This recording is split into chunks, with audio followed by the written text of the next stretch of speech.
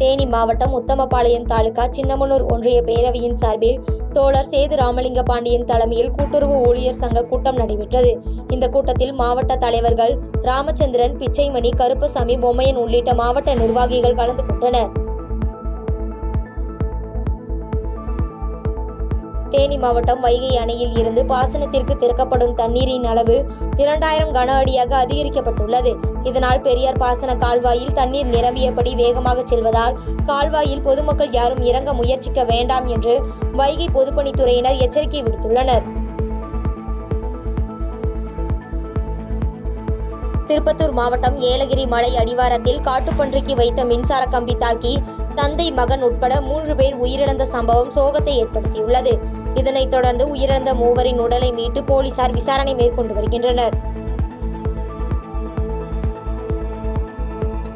தூய்மை இந்தியா இயக்கத்தின் கீழ் வேளச்சேரி மின்சார ரயில்வே பணிமனை சார்பில் 2 ஏக்கர் பரப்பளவில் தூய்மைப்படுத்தி 100 மரக்கன்றுகள் நடும் நிகழ்வு நடைபெற்றது.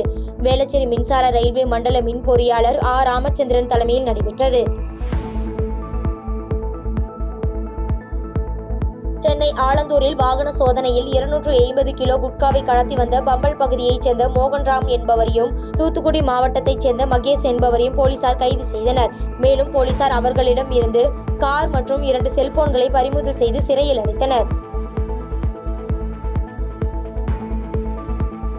தூத்துக்குடி மாவட்டம் கோவில்பட்டி அருகே உள்ள கழுகுமலை ஸ்ரீ கழுகாசலமூர்த்தி திருக்கோவில் முன்பாக ஸ்ரீ ராகவேந்திரா சேவை அறக்கட்டளை சார்பாக 37வது மாத அன்னதான நிகழ்ச்சி நடைபெற்றது. இதில் காவல் ஆய்வாளர் பத்மாவதி பக்தர்களுக்கு பிரசாதம் வழங்கி துவக்கி வைத்தார்.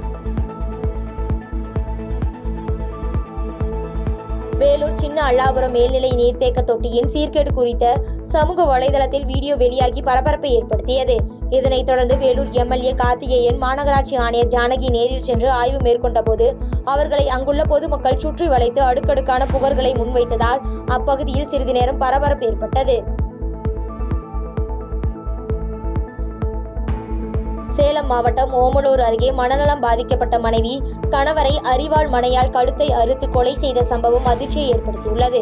மேலும் கொலை செய்யப்பட்ட நபரின் உடலை கைப்பற்றி ஓமலூர் போலீசார் விசாரணை நடத்தி வருகின்றனர்.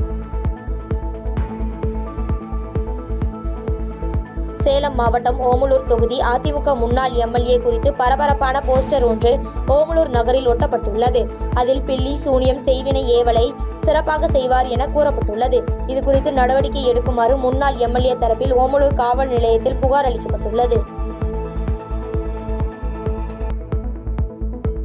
சேலம் மாவட்டம் ஓமலூர் சட்டமன்ற தொகுதி பாமக நிர்வாகிகள் ஆலோசனை கூட்டம் ஓமலூரில் நடைபெற்றது.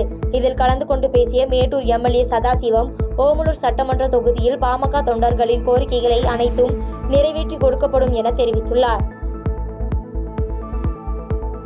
பாதகம் செய்பவரை கண்டால் நாம் பயங்கொள்ளலாகாது பாப்பா, மோதி மிதித்து விடு பாப்பா, அவர் முகத்தில் உமிழ்ந்து விடு பாப்பா. அண்மை செய்திகளை உடனுக்குடன் தெரிந்து கொள்ள இணைந்திருங்கள் இயம்நாடு தொலைக்காட்சியுடன்.